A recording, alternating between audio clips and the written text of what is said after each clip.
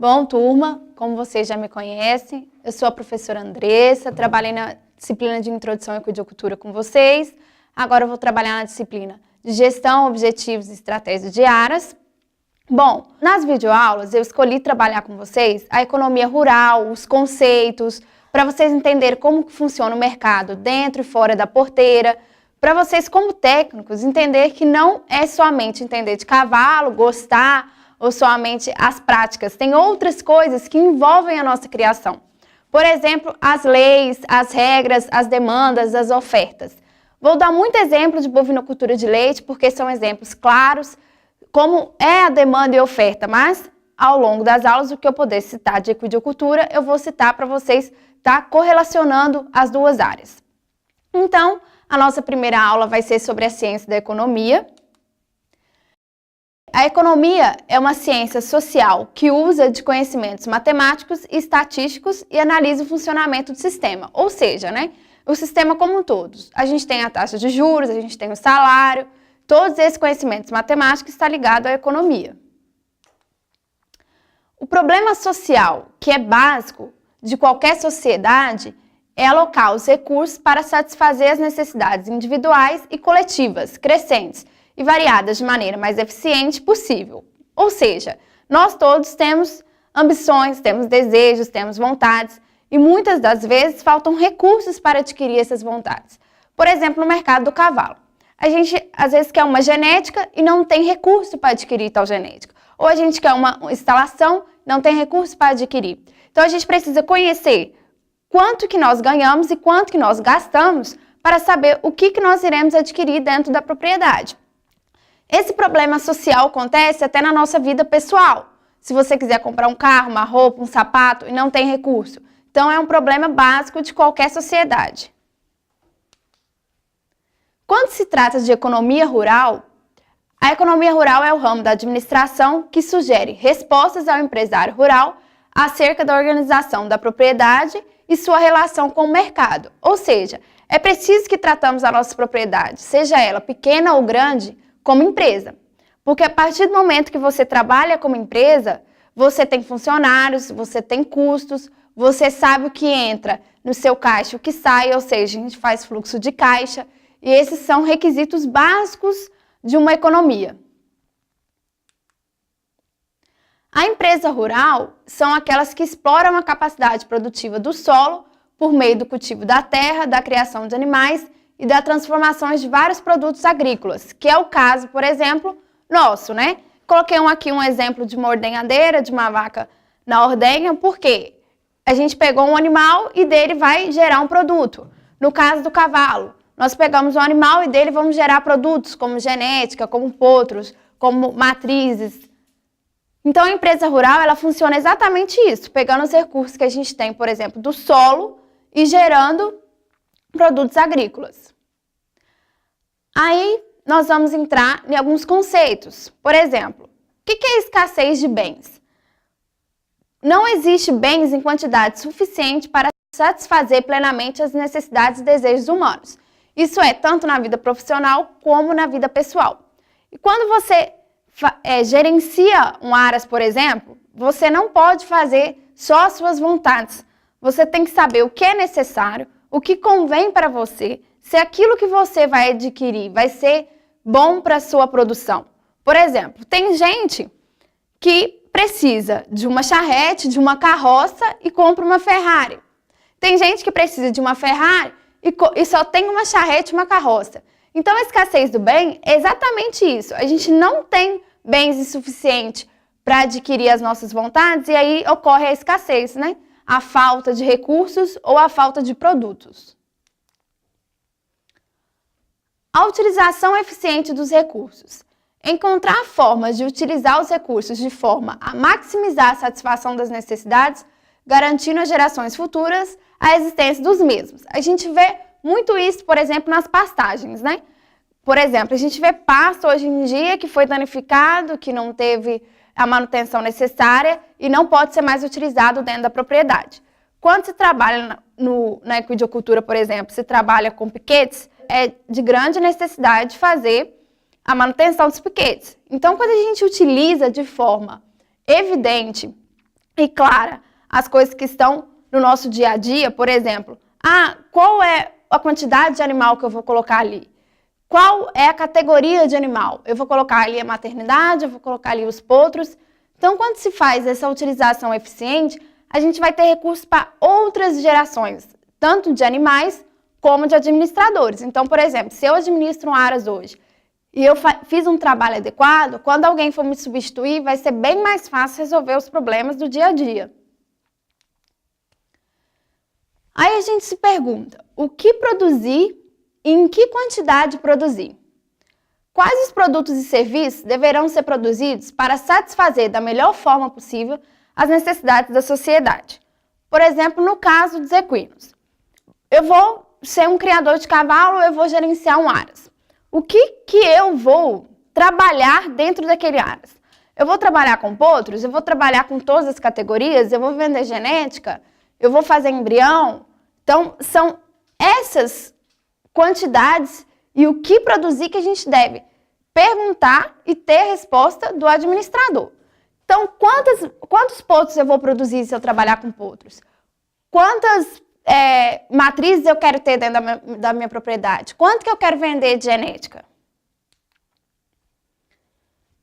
Como devem ser produzidos os bens? Quais as tecnologias e métodos de produção devem ser utilizados? Quais as matérias-primas devem ser utilizadas para produzir determinado produto? Como maximizar a produção frente aos recursos disponíveis? Ou seja, como que eu posso fazer a utilização melhor de um piquete? Como que eu posso utilizar a melhor forma a baia, um redondel? Como eu posso utilizar de maneira produtiva o ganho de peso dos animais, a idade que eles vão começar a produzir? Para quem são os bens produzidos? Como fazer uma boa distribuição dos bens produzidos? Quem deverá ganhar mais e quem deverá ganhar menos? Então, se eu trabalho com equino, como que eu vou comercializar esse produto? Quem vai comprar o meu produto? E quem são as pessoas que vão trabalhar comigo? Eu vou ter um veterinário, eu vou ter um zootecnista, eu vou ter um peão que vai montar, eu vou ter um peão que vai vigiar o cio. E quem que vai ganhar mais e quem que vai ganhar menos dentro da minha propriedade? Eu tenho que saber essas respostas.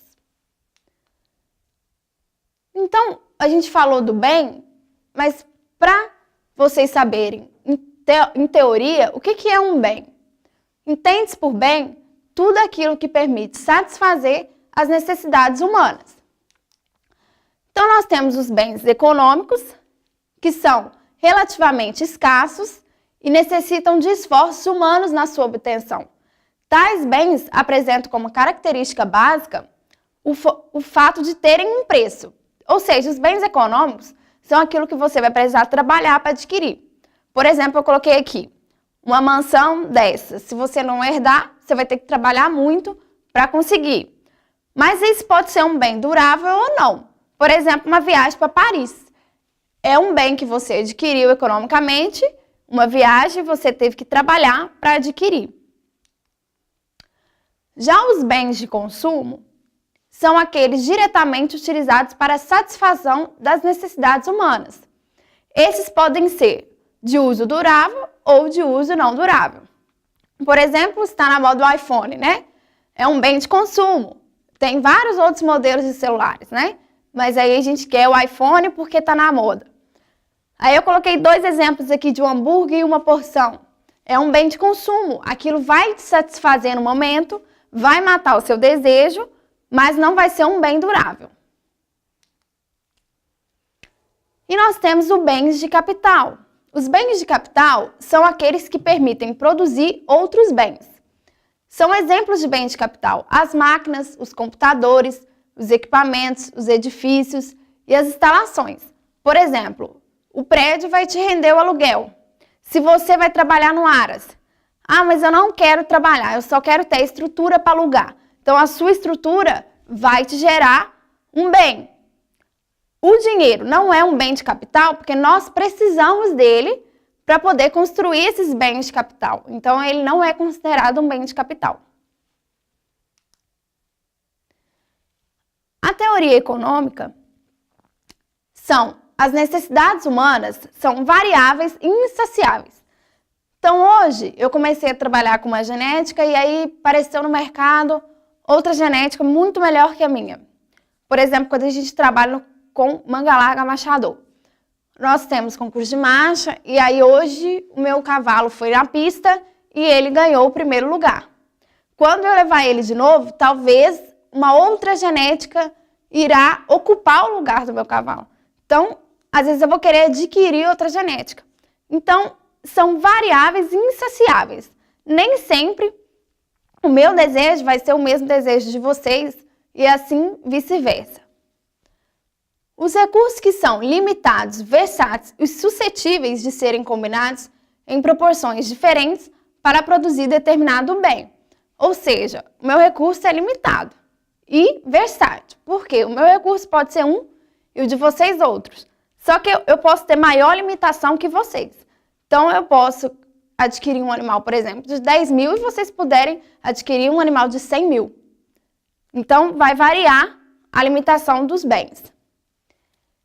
Técnicas de utilização dos recursos para produzir bens e serviços que satisfaçam as necessidades humanas.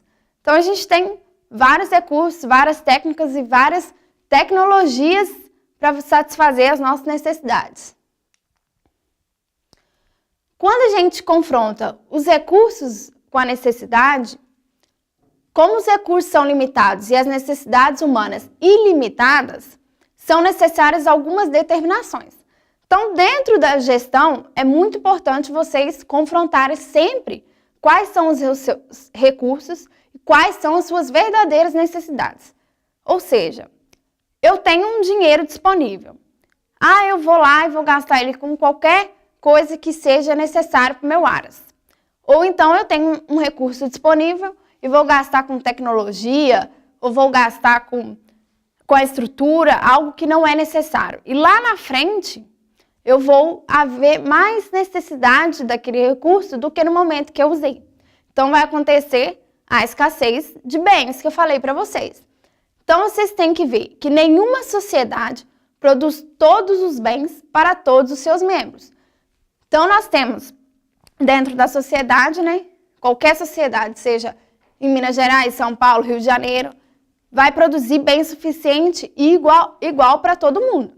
Nós vamos ter pessoas que ganham um salário mínimo e vamos ter pessoas que ganham 10 vezes um salário mínimo, ou 20 vezes, ou até mais.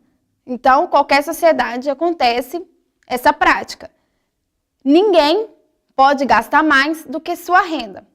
Esse é um problema sério nas propriedades de equinos, que a gente vai falar mais para frente, seja equinos, bovinos, suínos. Muitas vezes os produtores gastam mais do que realmente gera a sua propriedade de renda. Quando a gente trabalha com gestão, a gente tem que conhecer dois tipos de economia, a microeconomia e a macroeconomia.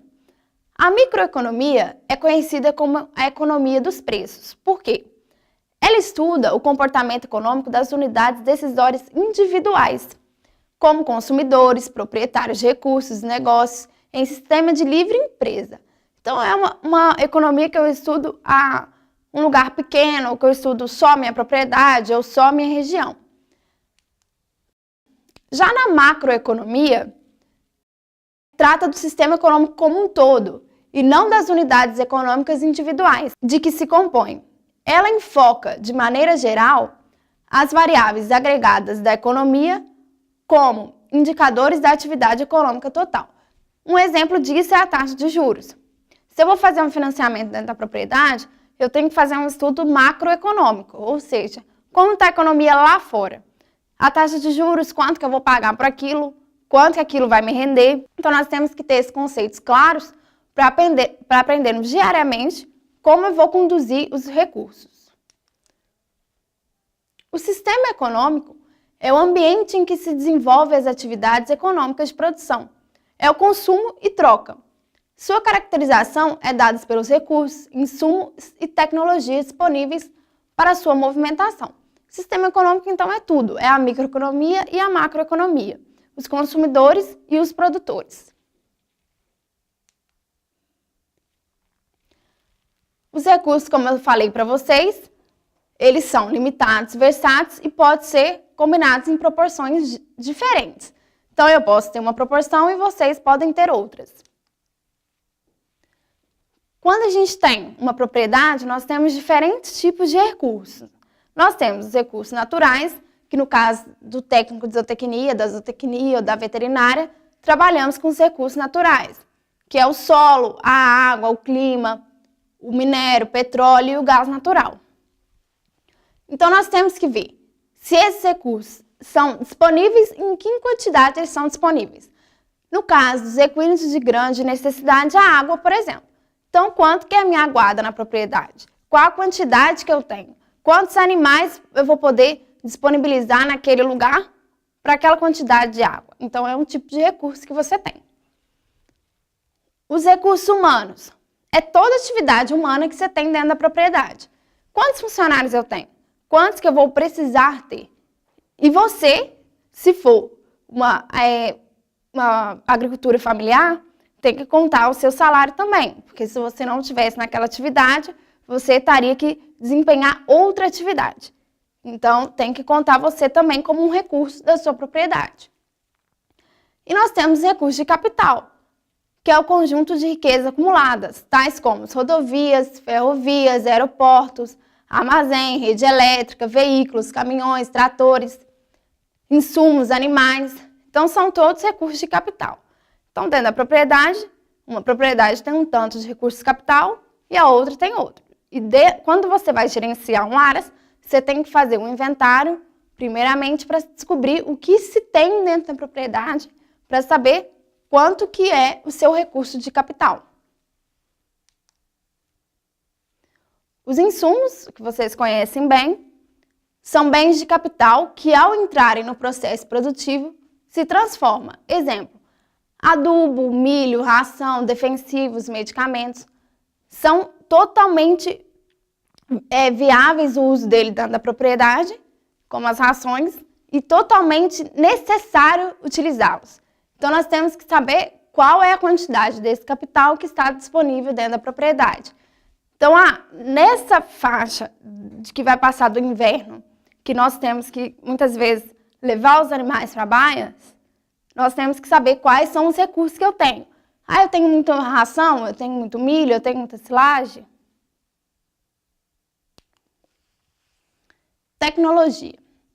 Hoje em dia, na área rural, a gente vê muita tecnologia. No mercado do cavalo também. É um mercado de grandes recursos. Nós vemos os proprietários que efetivamente não mexem só com cavalo. Nós temos proprietários que mexem com fábrica de móveis, com a indústria automobilística e cria cavalo. Então, eles estão muito ligados à tecnologia. A gente trata da tecnologia como um todo. Por exemplo, na criação de potros, né? A gente vê inseminação artificial ou muitas vezes a gente importa e exporta esses embriões. Então, essa tecnologia é um tipo de tecnologia muito usada no mercado equino. Mas quando nós trabalhamos nos ARAS, a gente tem que estar evidente qual a tecnologia que vai ser necessária dentro da propriedade. A tecnologia, então, engloba uma ampla variedade de mudanças e avanços nas técnicas e nos métodos de produção. Também se refere aos métodos de combinar os fatores de produção. Uma revolução tecnológica compreende também a melhoria das técnicas administrativas. Quando se tem uma tecnologia, com certeza, administrar passa a ser mais fácil. Por exemplo, o uso de softwares que a gente tem hoje em dia, tanto no mercado dos equinos quanto no bovinos e suínos. Eles demonstram quanto que a gente vai vacinar os animais, qual é a época de cobrição, a estação de monta, quanto que aquele animal pariu. Então, é muito mais fácil administrar quando se tem uma tecnologia dessas.